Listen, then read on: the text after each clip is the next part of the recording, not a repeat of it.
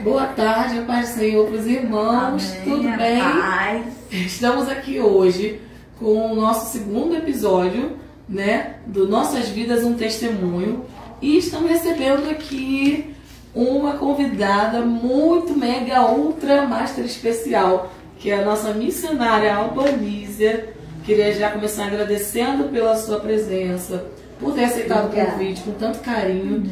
Foi tão importante pra gente. A gente estava pensando quem a gente vai convidar dessa vez, e aí o Senhor falou Albanísia.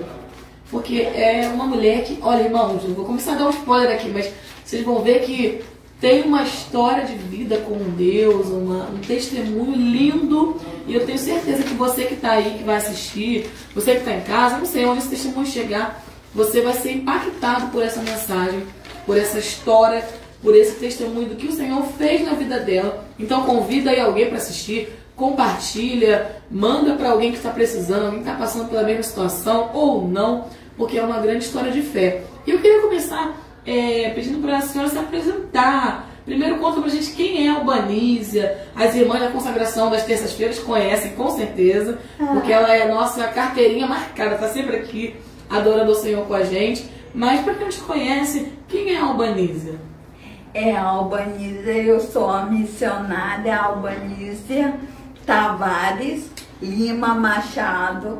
Eu me congrego na Assembleia de Deus de Marechal Hermes, localizada na Américo da Rocha, número 72, e é lá que eu me congrego.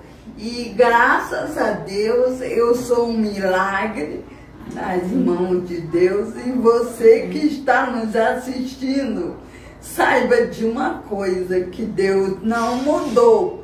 Ele continuou o mesmo, sendo Deus do milagre. Então receba nessa tarde o milagre de Deus na sua vida, em nome de Jesus. Amém. Então, gente, ó, já deu pra ver que hoje vai ser forte. Hoje aqui tem uma história de vida muito linda. E eu queria que você compartilhasse com a gente, com os irmãos que estão assistindo, com a gente aqui. Como é que começou a sua história, Alba, missionária Alba?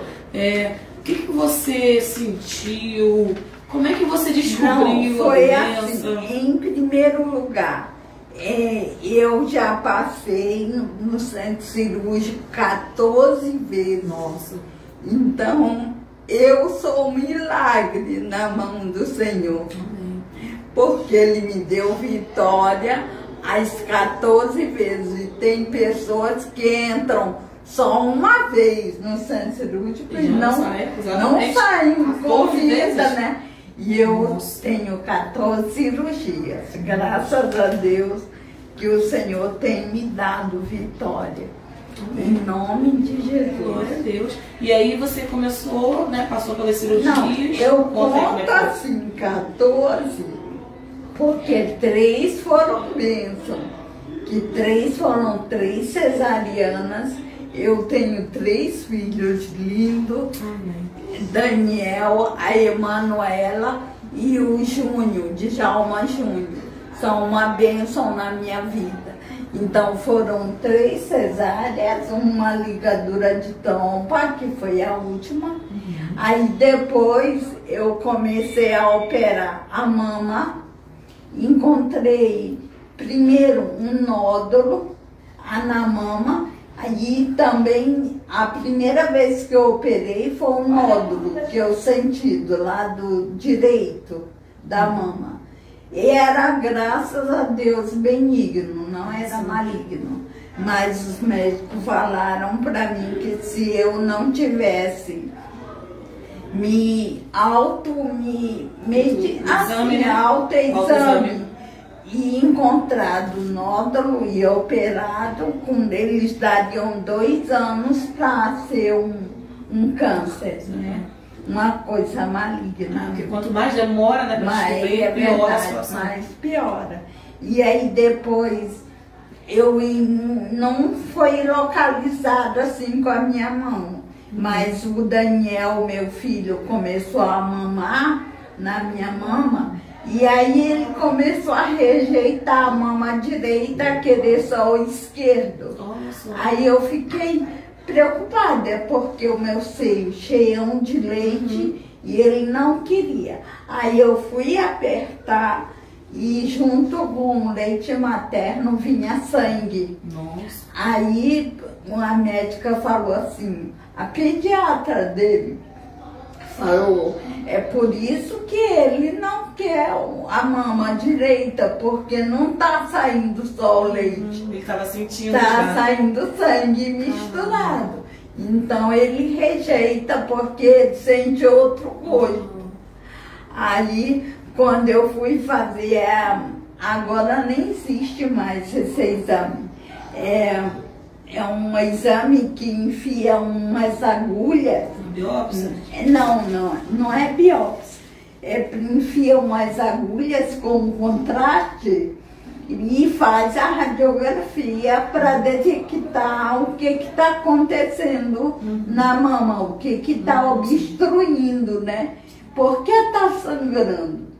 Aí ele descobriram que internamente, num canal mamário, tinha um nódulo atrás que não poderia ser tocado com a mão. Aí eles tiraram o canal mamário todo. Mas quando fez a biópsia, graças a Deus, era benigno. Não era maligno, era benigno. E aí tratou? E aí tratei, fiquei bem. Mas aí depois eu comecei a cair o cabelo demais, as unhas quebrar, o rosto, né? ressecar, ficar muito assim com a pele ressecada. Aí eu fiz um exame e foi detectado que eu estava com problema na glândula da tireoide. E aí eu comecei o tratamento durante 10 anos, eu tratei, mas aí comecei a me engasgar, crescer aquele nódulo, ficar grandão. Uma região bem sensível, né? Muito, muito. Aí eu fiz a ultrassonografia e a doutora falou, não, agora a gente tem que operar, porque está enorme e se você não operar, a qualquer momento pode até ter um engasgo com o alimento, porque entre a traqueia e a laringe estava muito pequeno o espaço para passar o alimento e para respirar, porque o nódulo estava empurrando a glândula estava empurrando a traqueia e a laringe. Aí eu operei. E quando eu operei, tinha um médico lá que faz a biópsia ligeira, rápida. Aí ele fez a biópsia, quando tirou o nódulo, ele estava encapsulado. É como se a mão de Deus tivesse ali naquele nódulo, segurando ele. E aí não passava nenhuma via sanguínea, nem nada. Era como se ele estivesse dentro da cápsula.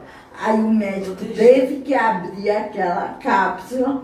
Aí quando ele abriu foi que ele viu que era um câncer. E aí ele tirou a glândula toda da tireoide, porque já era maligno. Então o meu médico que me operou, ele tinha 20 anos de diretor do câncer, do INCA. E aí ele sabia que esses tumores são muito agressivos, né? Então ele resolveu tirar a glândula toda e com a glândula ele mexeu nas minhas cordas vocais. E aí, quando eu operei, no dia ele bateu na minha perna e disse assim, depois a gente conversa. Aí eu disse, por que o senhor tirou tudo?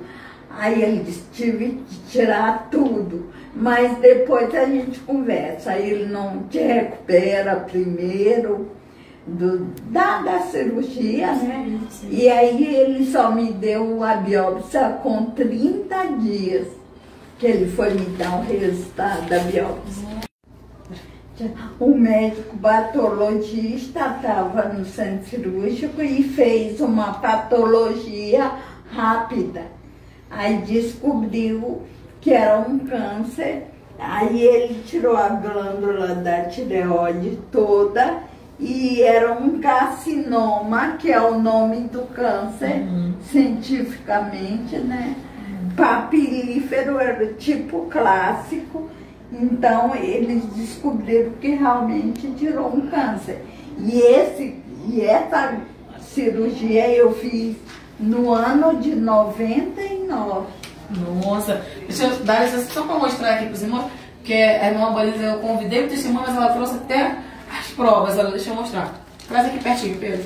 Porque de fato tem pessoas que não acreditam, né? Precisam ver. Então, olha, esse testemunho dela é verídico. Tá aqui os exames, ó, o resultado. Tá? Pode seguir. Pode continuar, Dona.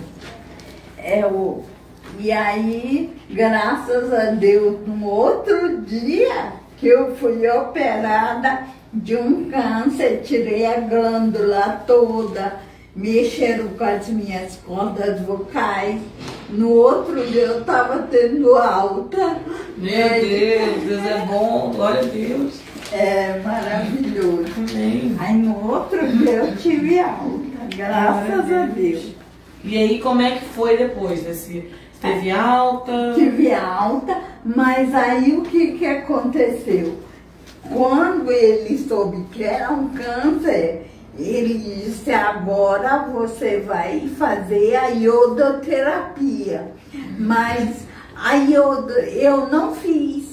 Eu disse: não, doutor, não precisa fazer iodoterapia porque o Senhor Jesus me curou. Aí o que foi que aconteceu? 3 anos depois, começou a aparecer outro nódulo aqui na minha glândula, no meu pescoço. Aí eu voltei lá no mesmo cirurgião. E ele disse: ih, João, tu não fez a iodoterapia, então vou ter que tirar outro câncer de você. Aí marcou a minha cirurgia. Aí, quer dizer, aqui eu fiz 2 vezes no pescoço. Eu fiz bem aqui, tem a marquinha bem fininha, porque ele fez ponto Dá pra ver daqui. Bem delicadinho mesmo. Aí o outro ele fez bem aqui na dobra, no corte aqui onde a gente tem uma dobra no pescoço, aí nem aparece. Benção, né? Ainda bem que a tecnologia avançou. Verdade. Graças a Deus. E aí ele disse: agora não vou te dar alta, vou te encaminhar logo para fazer a iodoterapia. Aí quando ele operou de novo, não tirou nenhum câncer de mim. Para você ver como Deus é maravilhoso. Porque a primeira vez ele tirou um câncer. Então, se eu tinha um câncer na glândula da tireoide e um nódulo que estava crescendo, na biópsia comprovou que era um pedaço da tireoide que estava sendo estimulado com o hormônio que eu tomo hoje, porque eu não tenho mais a glândula.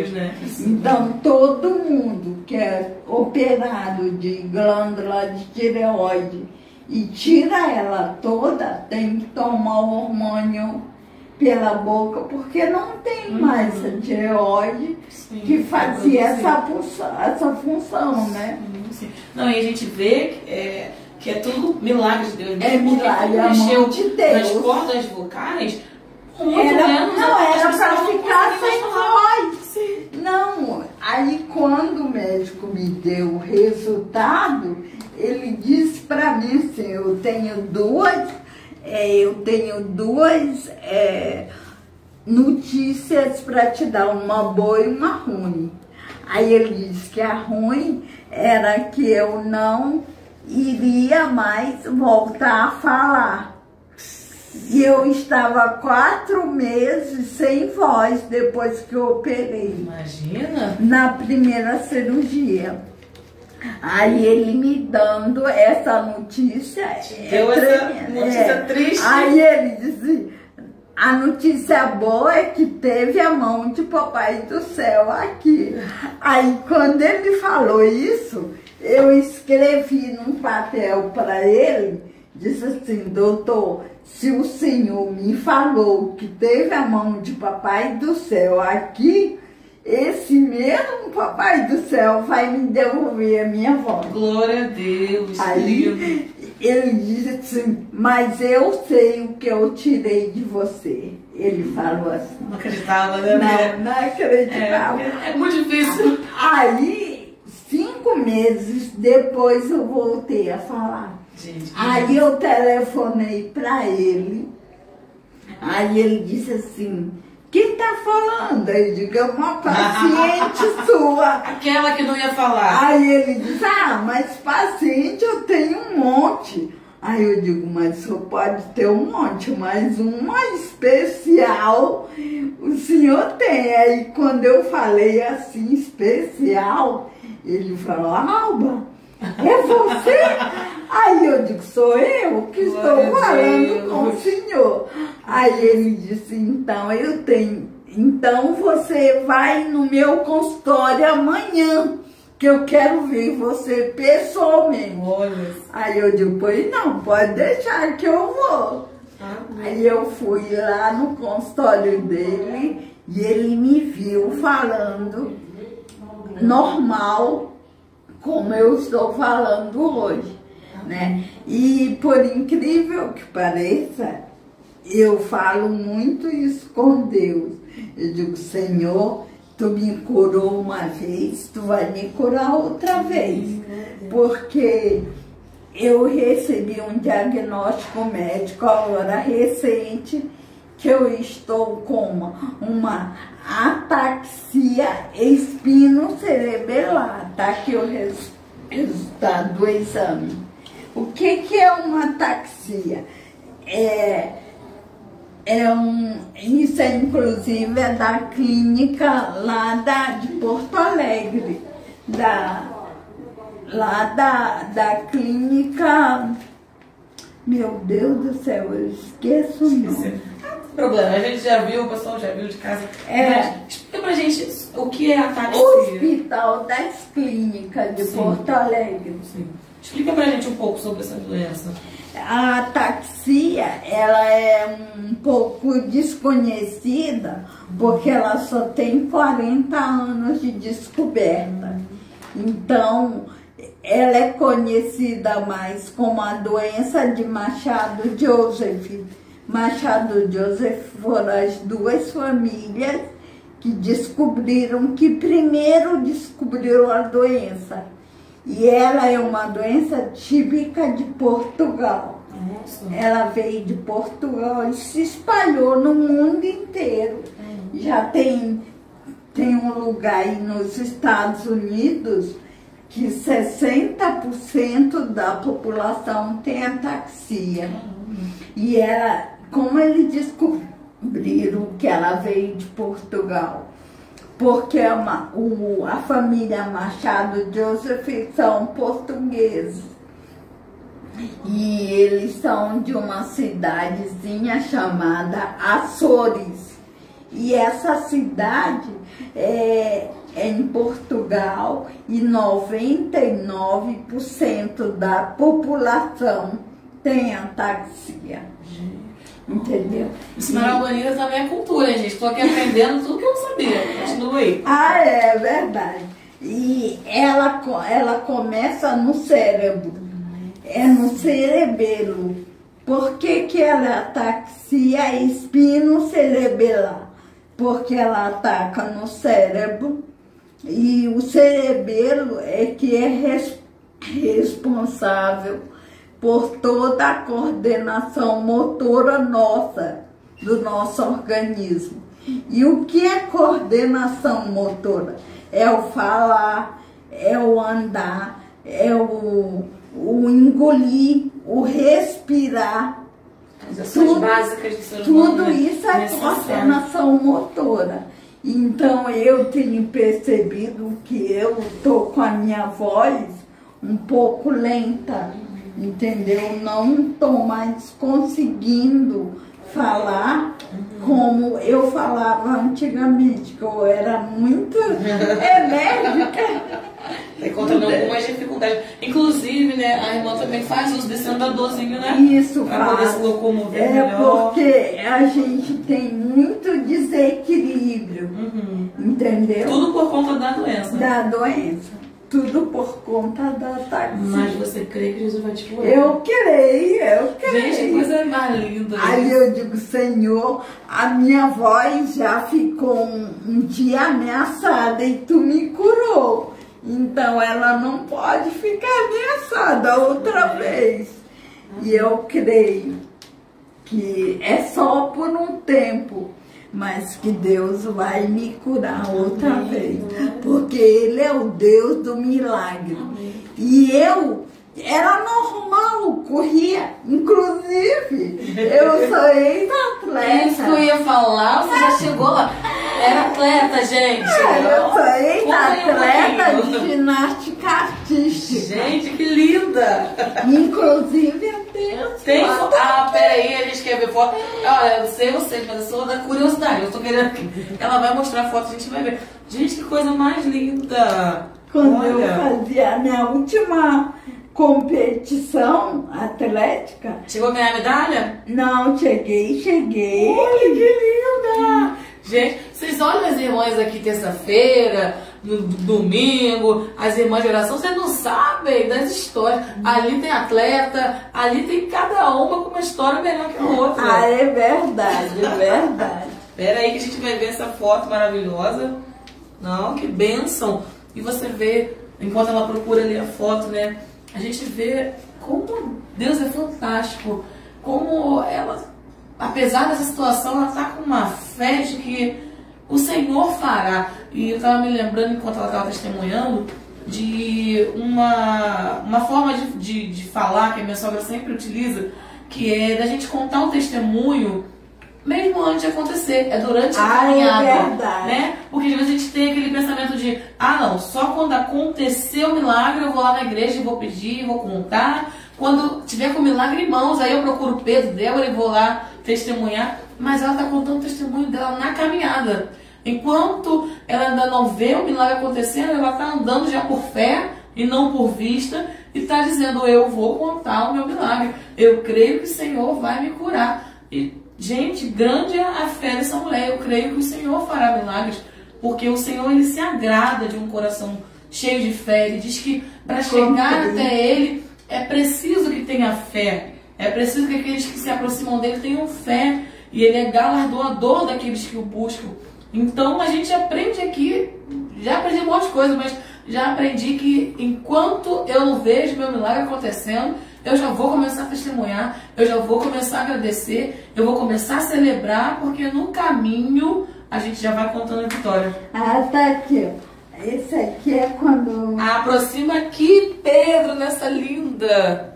Olha, que linda. Gente, estamos aqui recebendo um atleta. Ah, é verdade. Que honra, que chique. Que linda. Tem mais foto? Tenho.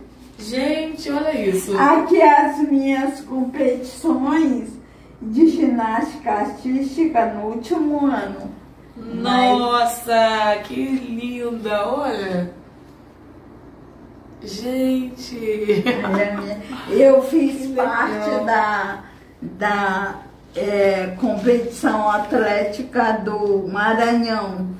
Eu estudava na escola Coelho Neto e eu era atleta do Coelho Neto.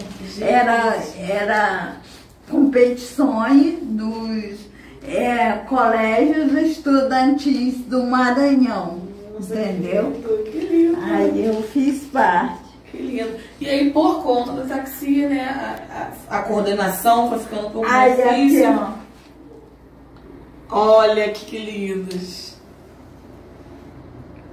Uma linda, uma boneca.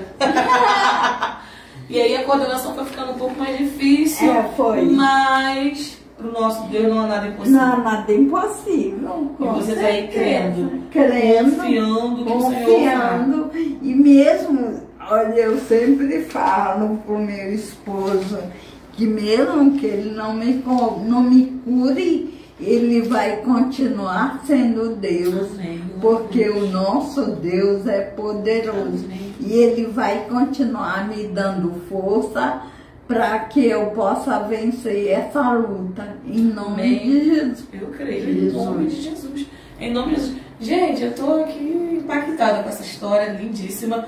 E eu queria que... antes da... pode falar. Tá, não fala. Eu queria que ela deixasse uma mensagem, Sinaralba, deixe uma mensagem para as pessoas que vão assistir esse testemunho, que estão passando por alguma enfermidade, né? Como câncer, que é algo tão terrível. Eu também já passei pelo câncer, qualquer hora eu vou também contar meu testemunho aqui. Mas assim, quem já passou, né, Alba, sabe como é de verdade. É muito, não é. A gente conta hoje resumidamente. É difícil. Mas o processo é muito complicado. E assim, deixa uma mensagem aí de esperança para essas pessoas. Não, a única coisa que eu quero falar é o seguinte: mesmo que você esteja no meio do processo, confie no Senhor, que Ele faz infinitamente mais do que nós possamos imaginar. E traga a esperança no teu pensamento. Traz muita esperança, traz tudo aquilo que vai te dar esperança, vai te dar vida no teu pensamento. Não pensa em morte, não pensa em desistir nunca, porque Deus não desiste da gente. Ele nunca vai desistir de você.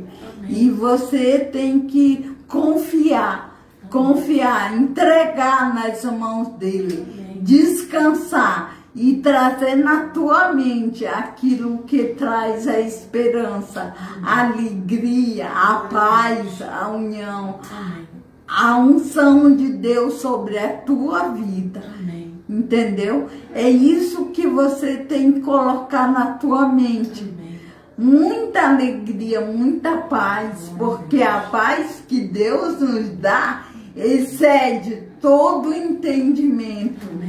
Vai além do que você possa imaginar e pedir. Porque Deus é a nossa alegria, a nossa força, é a nossa paz. E é uma paz que o mundo jamais pode nos dar. Somente o Senhor, somente Deus é que pode nos dar essa paz e essa alegria. E confia que Deus vai te conceder esse milagre.